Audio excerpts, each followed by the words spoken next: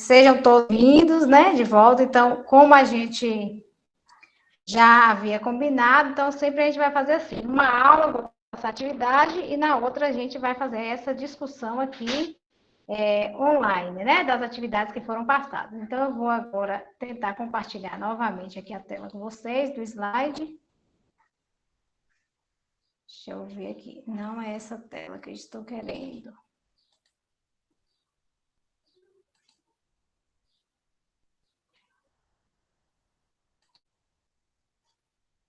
Espera aí um pouquinho.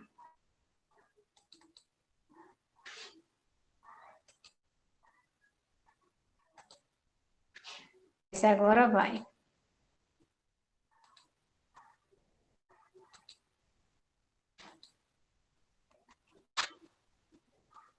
Pronto. Tá aparecendo aí para vocês? Para mim tá. Para mim, sim. E agora, tá? Deixa eu ver. Para mim não apareceu.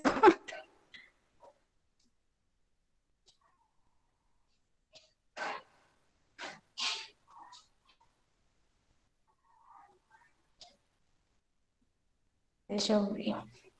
Mas tudo bem, eu vou, já que está aparecendo vocês aí, eu vou compartilhando aqui pelo computador. Pessoal, na aula passada, né, nós começamos a falar sobre a Era Vargas.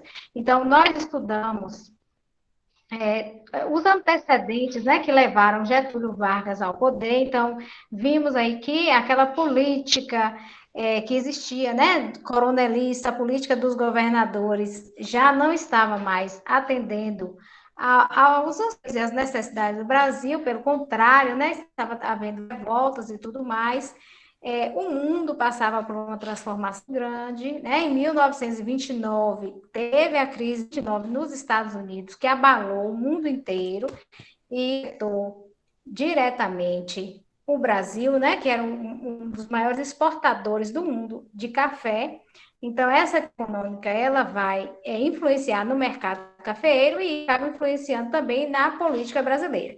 Então, a gente viu que anos que antecederam ao golpe dado por Getúlio Vargas, havia tido algumas revoltas militares, né, chamadas revoltas petistas, que mostravam um pouco aí da insatisfação do exército com a política nacional brasileira. E aí a gente viu que Vargas acabou disputando as eleições, né, então houve um racha aí na política coronelista brasileira. Então, os paulistas deveriam indicar o mineiro, não foi indicado o mineiro. Aí as oligarquias de Minas ficaram revoltadas, indicaram Getúlio Vargas para presidente, né? E pelo lado Júlio Prestes. Júlio Prestes acabou ganhando as eleições, porém, né, o grupo oposicionista acabou não aceitando a derrota. Pouco tempo depois, os acontecimentos sociais e políticos permitiram que Vargas, né, desse o golpe. E aí ele deu, né, esse golpe apoiado por militares do Rio de Janeiro, né, do Rio Grande do Sul, e assumiu o poder. Então, esse governo Vargas, né, quando ele assume o poder aí, vai ser aquilo que a gente chama de Era Vargas. Então, como eu havia comentado aí com vocês, né, a Era Vargas, ela se divide em três períodos, né? O primeiro governo Vargas, que é chamado período provisório, então seria um governo provisório. A segunda parte seria o governo constitucional, onde Vargas passa com a Constituição, e o Estado Novo, né, que algumas pessoas costumam chamar de ditadura do Estado Novo. Então, esse todinho aí durou 15 anos, né, de 1930 a 1945. E nessa aula de hoje, nós vamos corrigir essas questões que se referem aos primeiros períodos da Era Vargas, que é o período provisório e o período constitucional. Então, primeiro governo Vargas, né, gente? Vargas dá o golpe, assume o governo, e aí, o que Vargas faz? Então, vamos lembrar aí que durante o primeiro governo Vargas, o Brasil ele mudou muito, Então, né, aquela política voltada para a agricultura, o café, ela vai ser modificada, né, principalmente aí na questão da industrialização. O Brasil vai avançar bastante, né, no governo Vargas, com a questão da industrialização. Também o Estado, ele se fortalece, né, e é o que nós vamos aí discutir. Então, nesse período de 15 anos, né, Vargas ele vai ser eleito chefe de governo, e vai governar o Brasil. Ora, para uns com mão de ferro, ou para outros assim nem tanto, né? Mas vamos lá. Então, a primeira questão, leva lá, enfim. A primeira questão, colocou aí, eu estou aqui no 5 de julho. Peraí. Era Vargas, né? Então, vamos lá. O que Vargas fez assim que assumiu o poder? O que vocês colocaram aí? Posso ler a minha resposta, Pro? Pode sim. Ele fechou o Congresso e as assembleias, tomou medidas para enfraquecer o legislativo e reforçar o executivo, tentou enfraquecer as oligarquias paulistas e começou a trabalhar para centralizar o poder. Ótimo. Quem mais fez diferente? O meu tá igual de Vitória. Parecido. O meu também tá parecido, só não coloquei tudo que ela colocou, mas Então, leia aí como é que você colocou, Rodrigo. eu vou ler aqui, viu, Pro? Se precisar completar, a senhora fala. Certo. Fechou o Congresso e as assembleias municipais e estaduais, criou o Ministério do Trabalho e procurou centralizar o poder. Ótimo. Alguém mais aí que fez, que fez diferente?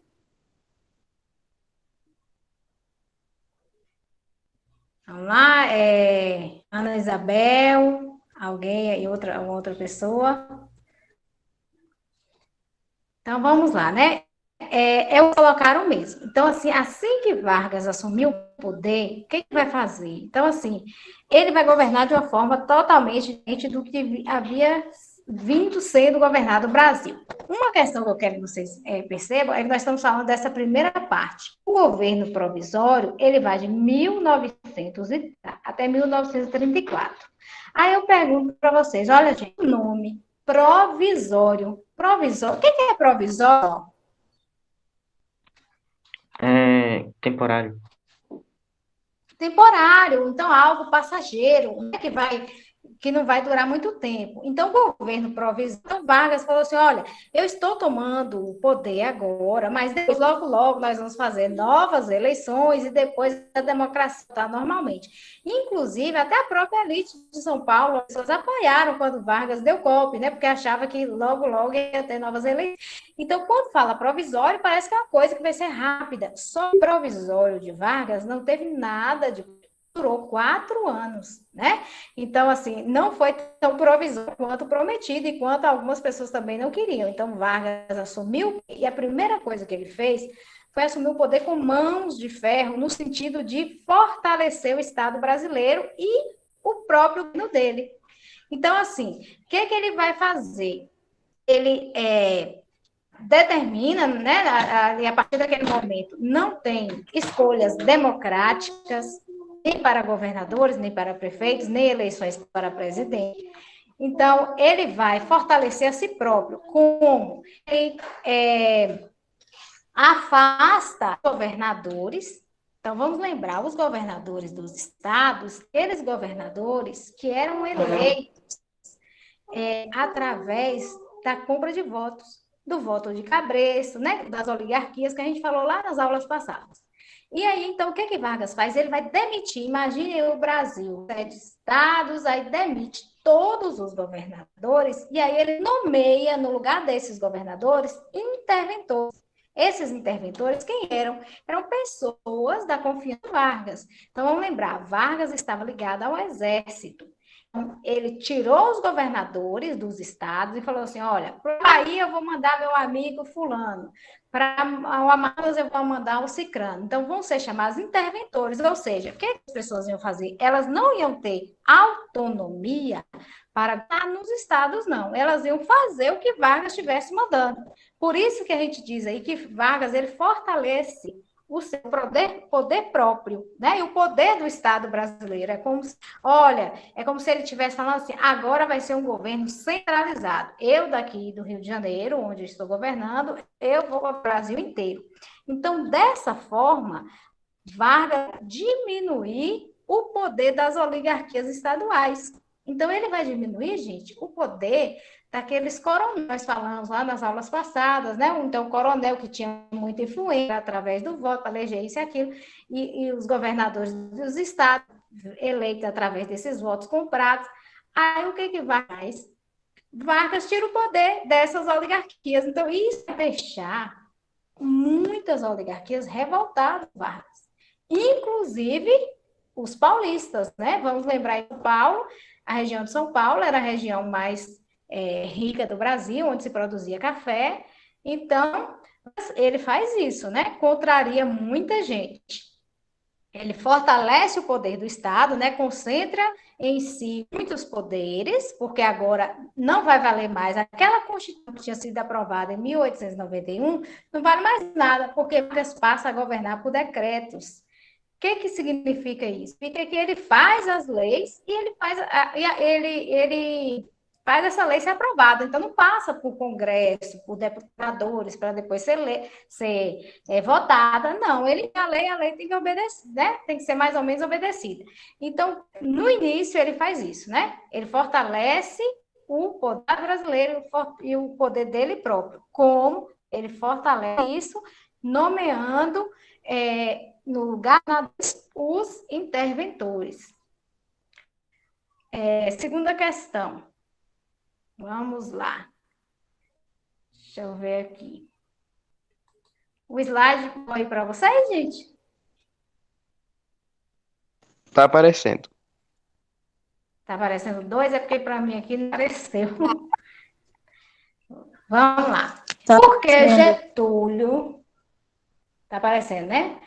Porque Getúlio desagradou as oligarquias, as elites estaduais paulistas. Posso ler o meu, Pro? Pode sim. Pois, ao trocar os governadores por interventores, Vargas não escolheu um paulista para representar São Paulo, e sim um carioca que não os agradou muito. Ótimo. Quem... Eu coloquei uma outra coisa, não sei se está certo. Diga. Coloquei por causa da ruptura da política do café com leite. Coloquei assim também. Também, né? Também a ruptura do café com leite desagrada a eles, mais especificamente, o que ele fez? Né? Tá aparecendo aí, gente, o slide ainda? Ficou preto. Agora Não, parou, Pro. Não, Pro. Apareceu. Agora apareceu. Certo. Então, assim, como alguns de vocês falaram aí, então já Vargas, ele desagradou as elites políticas porque ele interrompeu com essa do café com leite, como vocês disseram, né? Então, o que era a política do café com leite? Uma vez era um presidente paulista, outra vez era um presidente mineiro. Quem estava no poder no momento que ele tomou o poder eram paulistas, e tinha sido eleito outro paulista, Júlio Prestes, né? E muitas vezes os paulistas, eles se sentiam os donos do Brasil, e eles foram, né, como se falasse assim, olha gente, tirou os paulistas agora do poder. Então, isso aí já foi uma grande revolta para os paulistas. E aí eles ficaram mais revoltados ainda, porque ele falou assim, olha, Vargas foi tão ruim com a gente que ele nomeou um interventor para São Paulo que nem paulista é. Então, na verdade, foi uma espécie de desculpa, né? Revoltar os paulistas. Então, eles já estavam revoltados mesmo porque haviam perdido o... E aí, o que Vargas faz? Vargas nomeia o tenente João Alberto, né, que não era paulista, era um tenente, ou seja, uma pessoa do exército muito ligada a ele, e aí isso causa uma forte reação negativa entre as oligarquias, as elites agrárias, né? Então eles não queriam de jeito nenhum, queriam que fosse alguém ligado. Isso acabou aí gerando, gente, uma confusão muito grande, um desagrado dos paulistas, e sim, inclusive, de desculpa para que os paulistas viessem a promover uma revolta contra Getúlio Vargas. Então, vamos lá. Terceira questão. Olha, vou tudo aqui para mim, gente. Tá aparecendo aí para vocês? Não. E agora? Sim, Tá. Pro. Ótimo. Então, ó, falando mais um pouquinho aí, né? Então, Vargas, assim que ele assume o poder no Brasil, gente, ele vai, nesse momento aí desse governo provisório, ele vai passar a governar por decretos. Mas, mesmo com esses decretos, ele vai promover algumas mudanças, né, dentro do Brasil. Ele, por exemplo, ele vai começar a criar as primeiras leis trabalhistas, né, que eram uma exigência das pessoas que trabalhavam na indústria desde 1918, 1920, né, as lutas operárias. Ele faz algumas mudanças, né, criando o Ministério de Minas e Energia, cria leis que facilita a implantação de indústrias. Então, se por um lado tinha um desagrado, principalmente da elite paulista, por outro lado, algumas outras pessoas, né, ligadas à área da indústria, ao ramo do desenvolvimento, estavam meio que gostando aí do governo de Vargas, né? Só que aí em São Paulo, essa questão deles ter perdido o poder e de Vargas nomeado um interventor que não era paulista, gerou essa confusão. Então, criou-se alguns movimentos contra Vargas, né? Entre eles, a FUP. Então, a terceira questão aí, o que era a FUP e o que ela exigia? Posso responder, Pro? Pode. Quem estava falando foi Janaína? Diga, Janaína, depois. Eu coloquei assim, é a Frente Única Paulista. Ela exige uma nova Constituição para o Brasil e uma nomeação de um interventor civil e paulista para o governo de São Paulo. Tayane.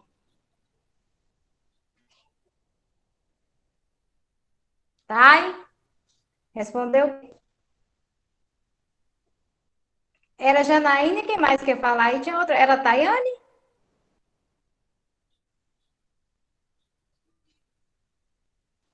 Era Vitória, Quem parece. mais, gente? Então O meu fala, tá igual Vitória. dela, Pro. Está igual dela. Tá, alguém fez... Ótimo. Alguém fez diferente? Tá igual dela, Pro. Certo. Mais alguém? Então, vamos lá, né? Então, com a imposição do interventor paulista, as pessoas aí acharam isso uma desculpa, aí algumas pessoas reagiram a isso e criaram a FUP, vocês disseram aí, foi a chamada Frente Única Paulista, né? Essa Frente Única Paulista era um grupo, né, de principalmente fazendeiros, cafeicultores, pessoas faziam parte da elite, e que começaram a dizer, olha, esse governo de Vargas que está aí é um governo ilegítimo, porque ninguém elegeu ele, então ele não foi eleito pelo povo, ele não está obedecendo à Constituição. Então, era um grupo que exigia falar assim, olha, nós temos que tentar tirar Getúlio Vargas do poder, porque eles diziam que queriam o quê? Que, já que Vargas estava governando, ele governasse com a Constituição. Então, se achava que a Constituição de 1891 estava atrasada, que fizesse outra. Então, essa FUP começou a fazer vários protestos, e dentro desses protestos eles diziam, olha, nós queremos uma nova Constituição para o Brasil e não aceitamos que em São Paulo seja nomeado um interventor que não seja paulista. Então, nós teremos um interventor paulista. Porque, como eu disse para você, assim que Vargas assumiu o poder, ele colocou interventores que eram ligados a ele em vários estados do Brasil. Então, ele não estava nem aí se era paulista, se era mineiro, se era baiano. Então, ele queria saber se era alguém da confiança dele. Aí, pessoal, diante de toda essa confusão, né, de toda essa exigência, né, de uma nova Constituição, de um novo interventor, Vargas aí acabou se sentindo meio que pressionado, né, por essa elite paulista, e acabou nomeando um novo inventor, né, que era agora o interventor paulista, né, Pedro de Toledo.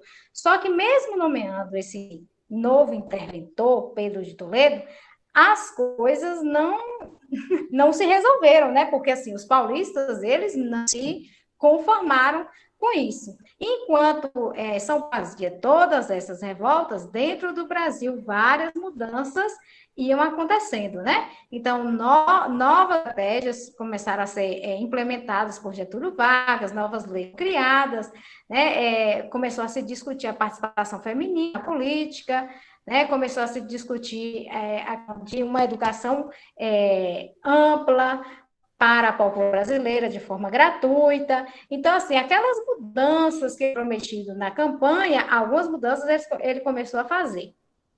Porém, em São Paulo, nada continha o ânimo dos paulistas, né? Então, os paulistas fizeram. Vamos lá para a questão, vocês vão me falar o que eles fizeram. Explique o que motivou e qual a consequência da Revolução Constitucionalista de 1932. Vamos lá?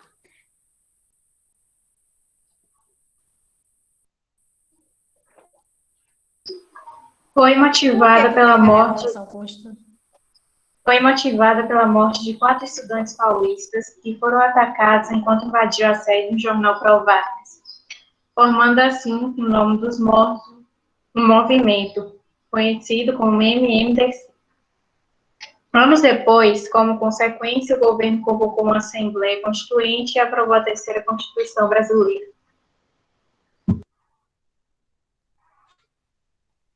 Muito bem.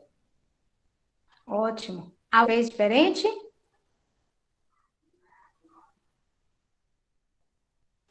Eu coloquei assim. Vamos lá, mais alguém? O que motivou foi a morte de 4 Diga. estudantes: Martins, Maragaia, Drauzio e Camargo, MMDC, em São Paulo.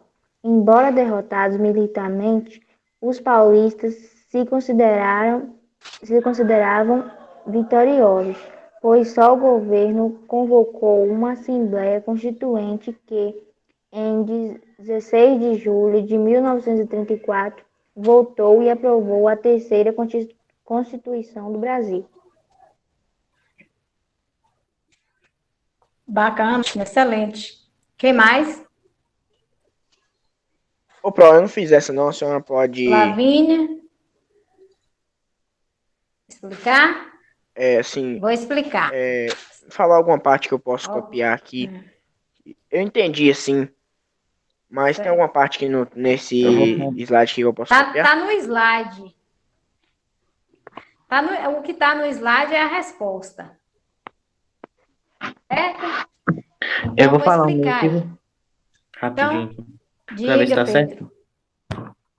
Ó, teve como Isso, causa fala. a promulgação de uma nova Constituição para o Brasil e o fim do autoritarismo de Vargas. A batalha se arrastou por 87 dias e deixou cerca de 2.000 pessoas falecidas. Você colocou aí, no caso, a consequência, né? Foi, eu percebi com as Faltou, respostas. Pedro, eu explicar o coloquei motivo. Uhum. Então, ó, o que motivou a Revolução Constitucional de 1932? Tudo isso aqui que a gente já falou até agora foi motivo, né? Então, assim, na verdade, o motivo da revolta, o motivo, vamos dizer assim, o motivo verdadeiro da revolta foi porque os paulistas não admitiram perder o governo, não admitiram ter Getúlio Vargas como presidente, porque eles queriam paulista, queriam do jeito que estava antes. Mas o estopim da revolta, então assim, Os paulistas já tinham criado a FUP, a Frente Única Paulista, que exigia uma nova Constituição, que exigia um novo interventor. Então, Vargas atendeu, colocou um novo interventor. Mesmo assim, os paulistas estavam indignados, que eles não queriam Getúlio Vargas no poder. Aí, então, houve a desculpa. Então, qual foi o motivo direto, né? O motivo direto da Revolução Constitucionalista de 1932 é o que os colegas colocaram. Então, qual foi o motivo direto? O motivo direto foi a morte, né, dos 4 estudantes, Lins Miragaia, Drauzio e Camargo, pelas forças que eram leais a Vargas. Então, o que estava acontecendo? Em maio de 1930, lá na cidade de São Paulo, né, no centro da cidade de São Paulo, especificamente, estava acontecendo uma manifestação contra o governo Vargas. Então, a gente já viu, né, que os paulistas estavam insatisfeitos, então eles iam às ruas manifestar, falavam que era um governo legítimo, que ninguém tinha votado em Vargas, que não tinha Constituição e tal. Aí, a polícia, que era leal a Vargas, né, então as forças de polícia que eram leais a Vargas, eles reagiram àquele movimento e, naquele movimento, mataram 4 estudantes, que eram Martins Miragaia, Drauzio e Camargo. Então, assim, essa aí foi a desculpa, vamos dizer assim, né, o motivo pelo qual os paulistas disseram, olha, agora nós vamos fazer guerra. Então, a violência aí contra esses 4 estudantes aumentou muito, aumentou a insatisfação, né, das pessoas, principalmente da elite paulista, contra o governo Vargas, acabou aí gerando o chamado movimento MMC. Não é em matemática, não, viu, gente? Mínimo, máximo, comum, né? Assim, será o que é em matemática? Mas esse MMC é a abreviatura, né, dos 4 estudantes. Então, né, formaram esse movimento MMDC, então decidiram, olha, nós vamos pegar em armas e vamos lutar contra Getúlio Vargas. Então, gente, teve guerra, né? Então, em 1932, em São Paulo, essa é a primeira parte da resposta. Então, qual o motivo direto? O motivo direto da Revolução Constitucionalista de 32 foi a morte dos 4 estudantes, mas indiretamente o motivo foi a insatisfação, né, dos paulistas contra o governo Getúlio Vargas. Aí, sabe o que aconteceu? Então, lá em São Paulo, né, fez esse movimento todo, então os paulistas começaram a se unir, foram para as ruas, começaram a colocar cartazes, se você pode de verdade, ajuda a causa. Aí as pessoas começaram a vender seus ouros, joia, para poder comprar armas. Algumas fábricas deixaram de fabricar produtos e foram fabricar armas, né? Aí os paulistas acharam que iam ter apoio do Rio de Janeiro, do Rio Grande do Sul, então todo mundo ia ter muito apoio. No início, aquele então, que Vargas nomeou depois, Pedro de Toledo, que era paulista no lugar do outro, ele estava do lado de Vargas, depois passou para o lado dos paulistas, então até o próprio interventor ficou do lado dos paulistas. Então iniciou a guerra, né? Os paulistas juntaram suas forças, algumas mulheres se alistaram para ser enfermeiras, outras pessoas se alistaram para ser soldados sem nunca ter tido treinamento antes. Aí eu pergunto para vocês, gente, quem é que vocês acham que ganhou a guerra? Foi Getúlio Vargas, com as tropas federais, os paulistas? Assim, Getúlio Vargas pode ter ganhado a guerra lá na questão dos armamentos, mas os paulistas ganharam ela em si porque eles conseguiram que fizesse uma nova Constituição para o Brasil.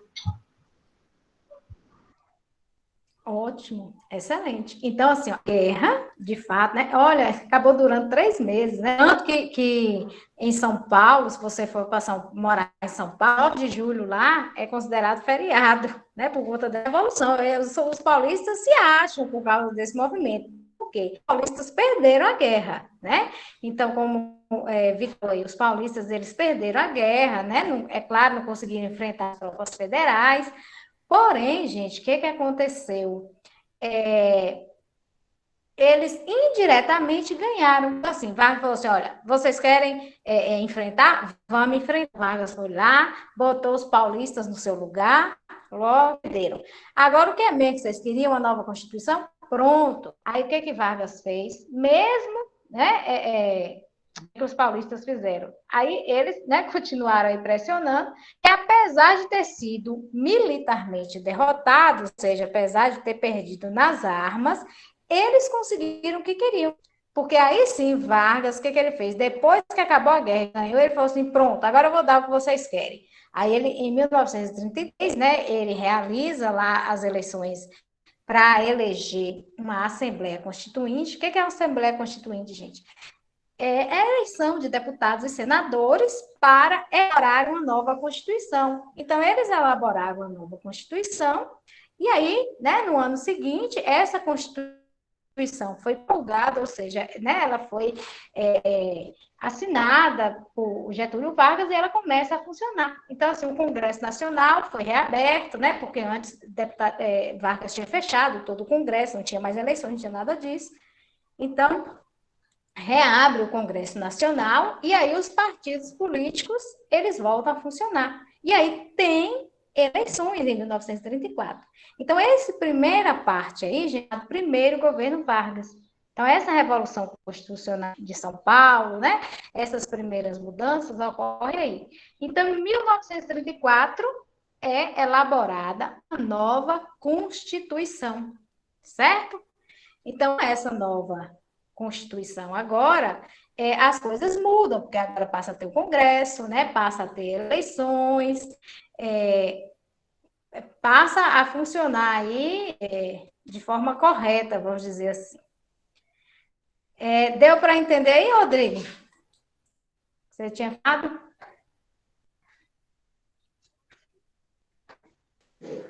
Oi, Pro. Desculpa, eu tava falando no microfone. Desligado. Deu para sim. anotar? Deu. Eu fiz o resumo aqui e anotei. Então, gente, para quem não respondeu a questão, se vocês quiserem, depois eu disponibilizo os slides. Então, essa primeira parte que nós vimos foi a primeira parte do governo Vargas. Agora vem a segunda parte. Por que a gente vai chamar de segunda parte? Porque agora vem o período constitucional, porque Vargas agora, ele vai ter que governar obedecendo à Constituição. E o que tinha nessa Constituição? Entre outras coisas, a Constituição dizia que tinha que ter eleição. Então, Vargas agora, para ser presidente, precisava ser eleito, né? Mas, antes disso aí, vamos ver quais eram as principais mudanças introduzidas pela Constituição de 1934. Então, aí, na questão, pessoal, o que tinha agora nessa nova Constituição, que agora foi, né, elaborada aí e aprovada do governo Vargas? O que ela garantia aos brasileiros? Lá? Quem não falou ainda, gente? O meu tá igualzinho aí na tá tela. falando, pode continuar falando. Oi? Não tá aparecendo, não? Não, o meu tá igualzinho aí na tela. É o quê? Hugo? Ele falou que tá igual o que tá escrito. Falou o quê, Hugo? Eu entendi. Vamos lá.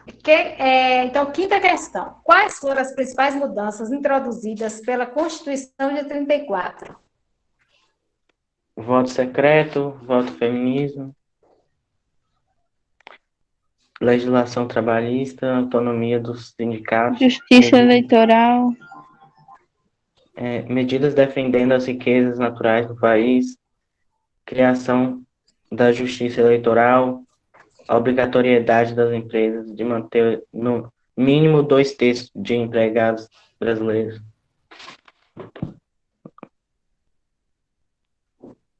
Eu coloquei igual Quem tá mais aí aí? no slide que você fez, só que eu acrescentei. E a próxima eleição seria por meio de eleições indiretas. Ótimo.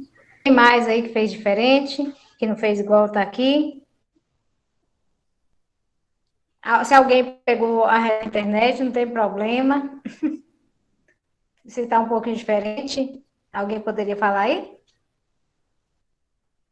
Então, vamos lá, né? Então, essa Constituição de 34, gente, ela trouxe muitas mudanças para o Brasil e foi muito boa, né? Entre outras coisas, a gente vê aí, nessa Constituição, né, elaborada em 34, tinha o voto secreto. Então, por que era importante Porque lá, gente, na época da política do café-leite, o voto era aberto. Então, o coronel mandava o seu café e todo mundo sabia em quem é que você estava votado. Agora, o voto secreto dificulta aí a corrupção eleitoral, dificulta saber quem foi a pessoa que votou, apesar de não ter acabado essa questão da troca de votos e tal, que existe hoje, né? Nós temos urna eletrônica e tudo isso, existe hoje, imagina naquela época. Então, ele aprova o voto feminino. Então, as mulheres agora ganham participação na política, porque passa a ter o direito ao voto, né? Então, assim, as mulheres, elas passaram a ter uma importância na política muito... Até então, elas não eram consideradas nada. Cria a justiça eleitoral, que tem agora a obrigação de zelar pelas questões das eleições, né? Então, a justiça específica para cuidar das questões eleitorais. Ele institui o ensino primário gratuito. Gente, isso foi uma conquista muito grande, porque antes as pessoas praticamente não tinham acesso à educação. Então, a grande maioria da população era analfabeta. Institui esse ensino primário, que é gratuito e obrigatório. Então, os pais passam a ser obrigados a colocar os filhos na escola, né? Cria a Justiça do Trabalho, que foi importante para defender os direitos trabalhistas. E quais foram esses direitos trabalhistas, né, que ele já havia dado desde que ele assumiu o governo em 1900, mas agora, né, acabar virando lei? Foram direitos como jornada de trabalho de 8 horas diárias, né, descanso semanal, remuneração, indenização por dispensa em justa causa, férias anuais, estabilidade. Todos esses direitos, eles foram implementados, e isso acaba dando, né, a Getúlio Vargas o tipo de pai dos trabalhadores, né? Então, assim, acaba se sobressaindo com essa questão do presidente que defendeu o direito dos trabalhadores. Mas como é, gente, que Vargas vai governar aí nesse período constitucional? Então, vamos lá para a sexta questão.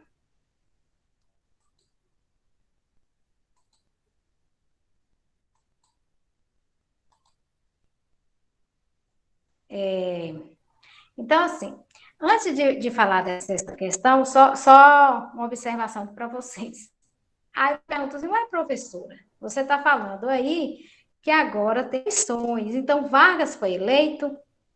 Olha, é como se Vargas tivesse falado assim, ó, vou sair do poder, sair, voltar ao poder, volta ele mesmo. Como, gente? Tem eleições em 1934. E quem elegeu Vargas? Vocês acham que quem elegeu Vargas? Será que teve eleições, o povo votou e colocou... O que vocês acham que aconteceu? Pode chutar, né? Pode chutar. O que vocês acham que aconteceu? Como é que Vargas continuou no poder aí? Ele mesmo se elegeu, sei lá. Ele mesmo teria sido eleito ele. Quem mais? Quem mais aí? Quem vocês acham Fraude que pode ter nas acontecido? eleições. Ele falou que ia ter eleições. Fraude nas eleições. Fraude nas eleições. Mais. O que vocês acham? Outra opinião aí, explicar como foi. Então, vamos lá. Então, gente, o que acontece? Vargas falou, olha, agora, pronto, tem eleições, o voto é secreto, todo mundo vai votar, vai ter eleição para governador, né? Eleição para presidente, eleição para tudo. Mas agora, a eleição para presidente vai ser indireta. O que era uma eleição indireta? As pessoas não votavam. Quem votavam pelas pessoas, vamos dizer assim, eram os deputados e senadores. Então, o que acontecia? Provavelmente, Vargas já sabia que ele tinha maioria no Congresso Nacional. E aí ele falou, olha, agora não é o momento de fazer uma eleição ampla, de todo mundo participar, porque as pessoas estão aprendendo, ainda está no processo e tal. E aí, então, falou, não, vai ter eleição, mas essa eleição vai ser indireta. Então, houve uma indireta. Quem votou nessa eleição foram apenas deputados e senadores. Então, Vargas foi eleito presidente por deputados e senadores. Então, agora, os paulistas não podiam se queixar mais. Ele foi eleito, mesmo que não foi pelo povo todo, né, mas foram pelos representantes do povo, por isso que é chamada eleição indireta, e tinha uma nova Constituição. Então, Vargas, agora, de 1934 até 1937, ele vai governar obedecendo à Constituição e sendo legalmente eleito, né? Foi eleito indireto, mas foi eleito por deputados e senadores. E aí, esse período de 1934 até 1937, que ele vai governar, vai ser um período muito difícil no mundo inteiro.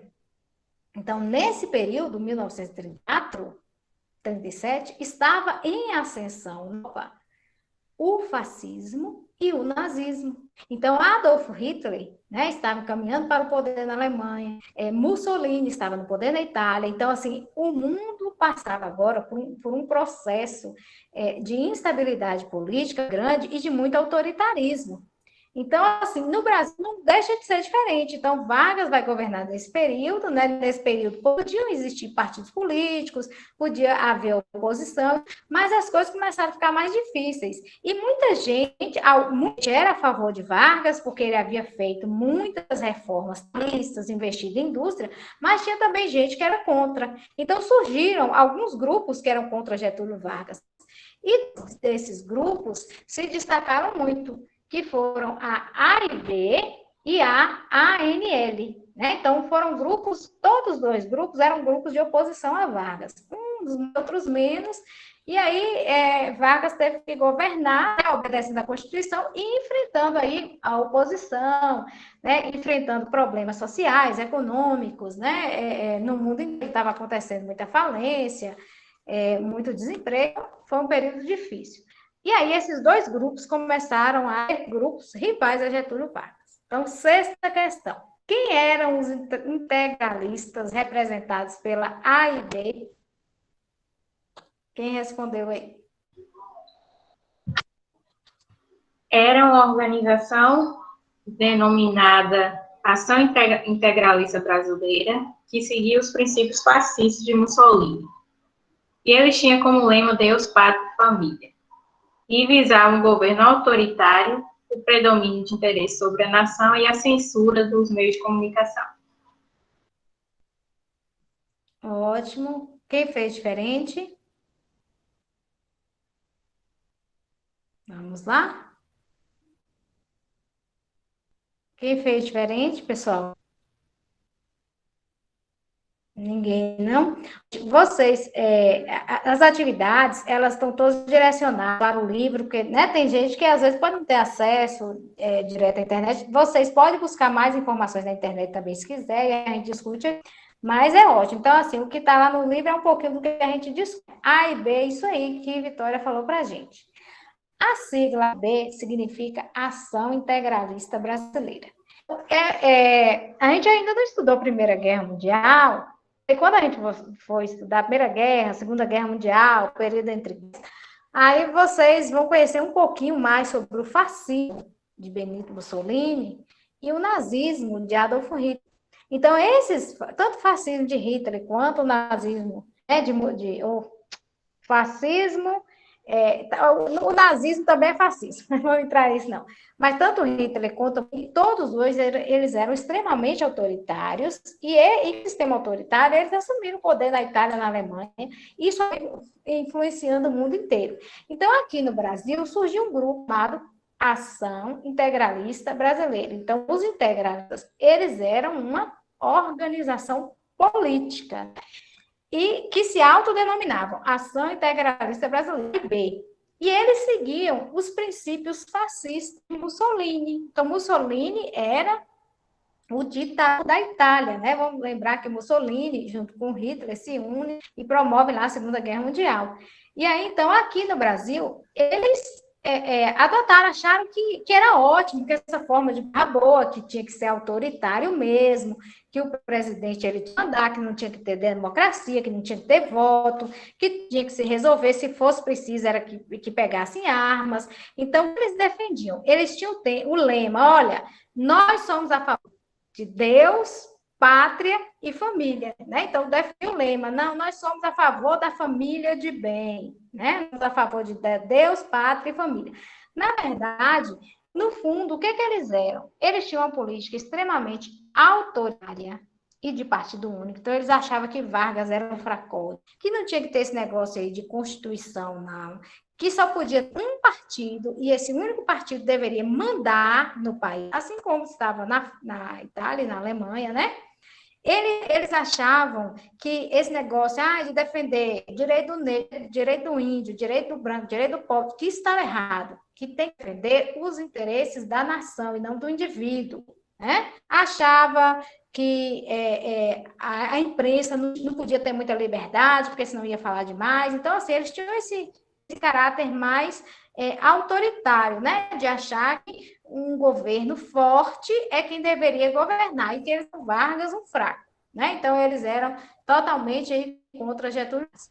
Eles tinham um apoio, por exemplo, que no Brasil, né, da Igreja Católica, né, que acabou apoiando esse movimento, de alguns empresários e do Exército, né? Até porque eles achavam que quem ia mandar no Brasil era os militares, mas só que com mãos de ferro, né? Então, no Brasil, eles conseguiram muitas pessoas que achavam que as ideias deles eram boas.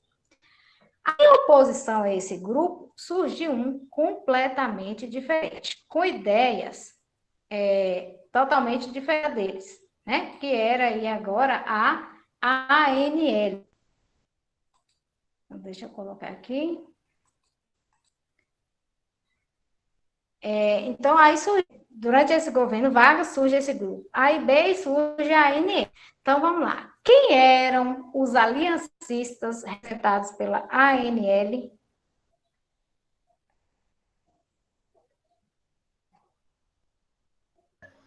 Era uma frente popular liderada pelos comunistas e era conhecida como Aliança Nacional Libertadora, que defendia o não pagamento da dívida externa brasileira, a nacionalização das empresas estrangeiras, a reforma agrária e a formação de um governo feito para o povo. Ótimo. Alguém mais? Alguém respondeu aí diferente? Ô, pessoal, fala aí para mim, tá dando para corrigir? Tá, Pro, Tá tá dando dando para pra corrigir? corrigir. Vocês estão entendendo? Eu tô falando rápido demais, devagar demais. Como é que tá aí? Pra mim tá bom. Pra mim tá bom. Tá bom, Pro. Tá dando? Tá, gente? Tá É porque a filé. gente, como não tá presencialmente, vocês não falam, eu não sei se tá dando tempo correndo, tempo de fazer direitinho, se tá entendendo. Qualquer dúvida, vocês vão perguntando de novo. Ok? Tá ok. Então, vamos lá. Então, é isso aí, né? Que Vitória falou pra gente. Então, quem eram os aliancistas representados pela ANL? Então, assim, eles eram uma frente popular, né, liderada pelos comunistas. Então, totalmente oposição à A e B, e também não gostavam de jeito da forma como Vargas governava, né? Eles eram comunistas, então não era a favor nem de como Mussolini governava na Itália, nem de como o nazista Adolf Hitler governava a Alemanha. Então, eles tinham uma linha mais puxada para o comunismo, ligado mais à União Soviética, né? E aqui no Brasil, o líder comunista e o líder da ANL era ninguém mais, ninguém menos que Luiz Carlos Prestes. Quem era Luiz Carlos Prestes? Aquela pergunta que eu fiz lá para vocês, não sei se vocês lembram na atividade, se alguém lembra, né, se os avós de vocês lembraram, teve a coluna Prestes, né, que passou por Ibiaçu. Então, a coluna Prestes foi liderada por Prestes. Então, aquele Prestes é esse mesmo aqui, né? Então, era esse Prestes aí que era o chefe da ANL, né? E que ele era o líder do comunismo no Brasil, consequentemente o líder da ANL. Então, esse grupo era totalmente oposição a A e B e oposição a Vargas. Então, eles achavam que no Brasil não deveria ter o pagamento da dívida externa brasileira, então eles achavam que o Brasil não devia dar um calote e não pagar a dívida externa. Achava que o presidente deveria nacionalizar todas as empresas estrangeiras. O que isso significa? Aqui no Brasil tinha algumas indústrias, as indústrias nacionais estavam sendo fortalecidas, tinham muitas indústrias multinacionais. Aí eles achavam, olha, essas indústrias estão tirando dinheiro do Brasil, está lucrando com o Brasil, então as empresas deveriam ser brasileiras. Então achava que o presidente deveria nacionalizar as empresas. Eles defendiam que deveria ser feita uma reforma agrária no Brasil, que deveriam pegar as terras e dividir para quem não tinha, que o Brasil é um país muito grande e que a desigualdade era maior ainda e que tinha muita terra que poderia ser redistribuída para as pessoas. Então, eles achavam que deveria fazer uma reforma agrária, ou seja, dar terras para quem não tinha. E achava que o governo deveria ser um governo mais popular. Então, aí o que vai acontecer? Esse grupo aí também acha que Vargas governa totalmente errado. Então, por isso, eles vão ser contra Vargas e vão promover, gente, eles vão tentar dar um golpe para Getúlio Vargas do poder, né? Que vai ser chamada a intentona comunista. Então, assim, enquanto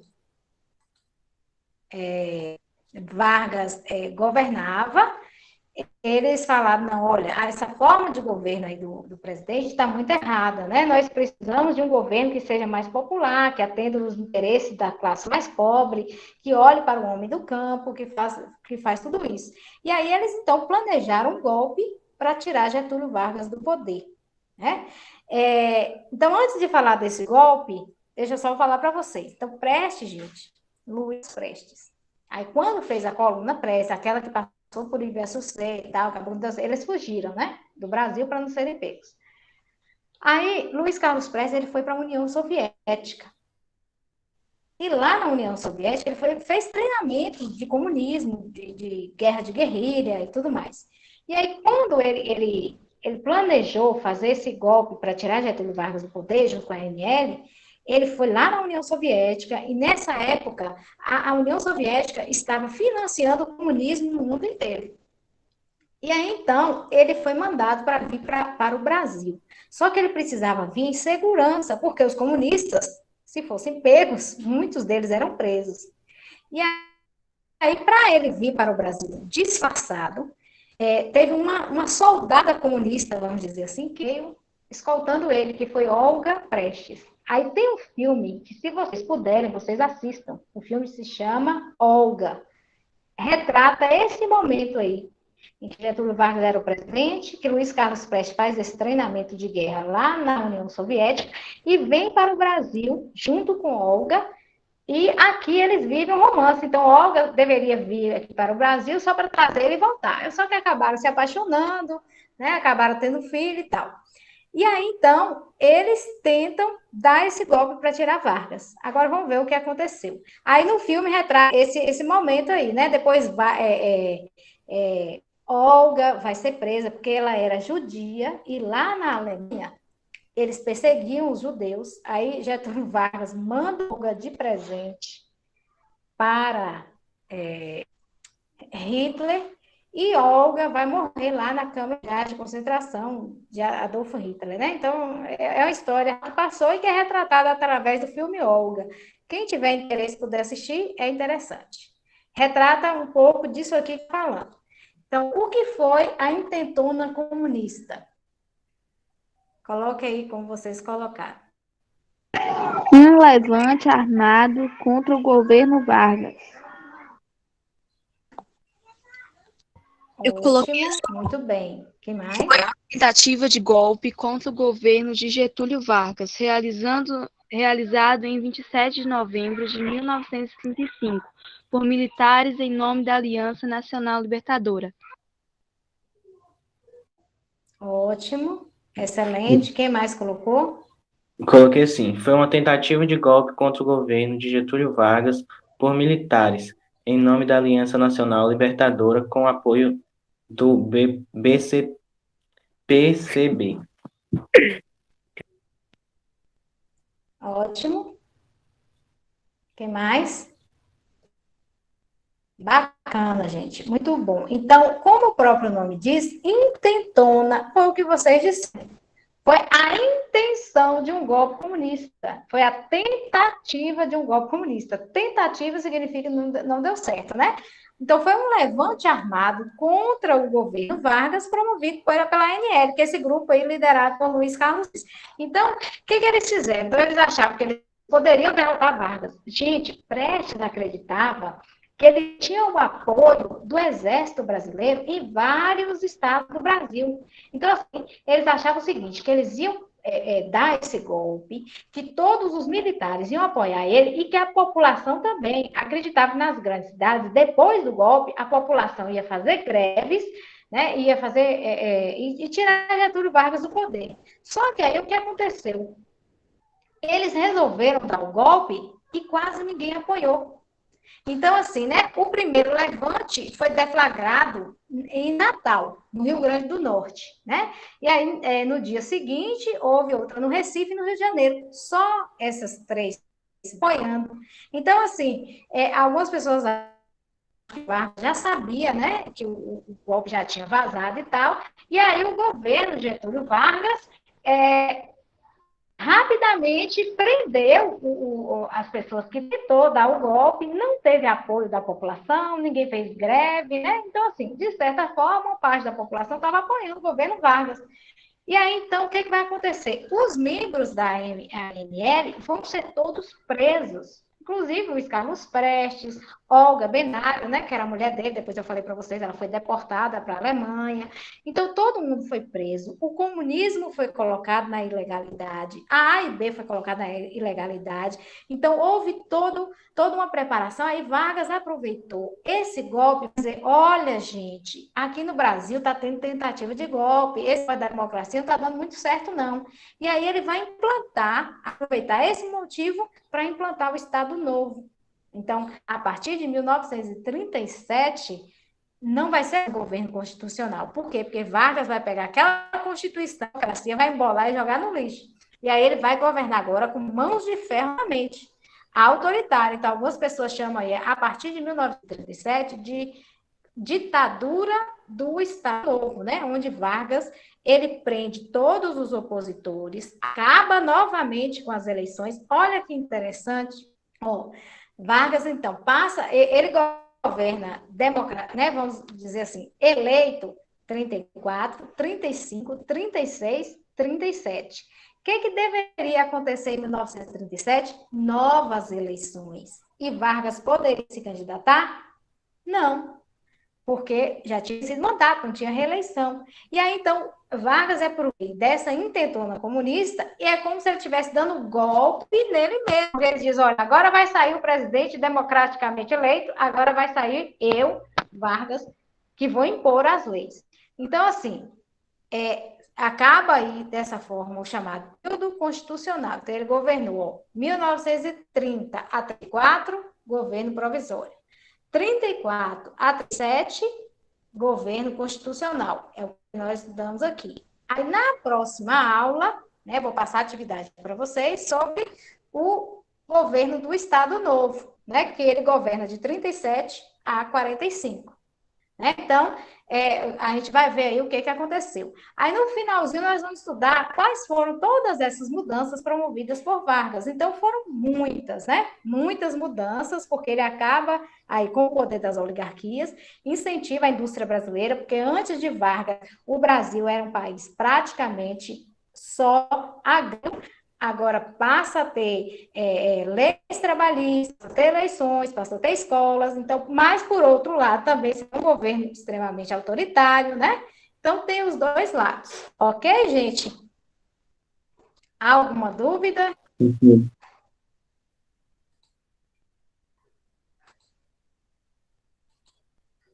Alguma dúvida, algum questionamento?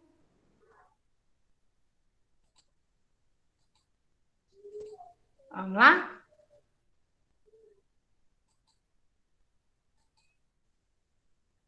O que vocês acharam? Próxima aula pode continuar assim? Eu ia falar agora Da que eu forma queria. como estamos, ou ficou cansativo? Eu acho que assim é Tá o ótimo. melhor jeito que tá tendo. Assim tá ótimo. Filé, tá filé. Então, ok. Então, nós vamos continuar assim. E agora, deixa eu ver se eu consigo tirar uma foto nossa aqui. Aí agora eu vou fazer nada, tá bom? Vou parar a gravação e vou fazer a chamada. Então, ninguém sai ainda. Interromper essa gravação.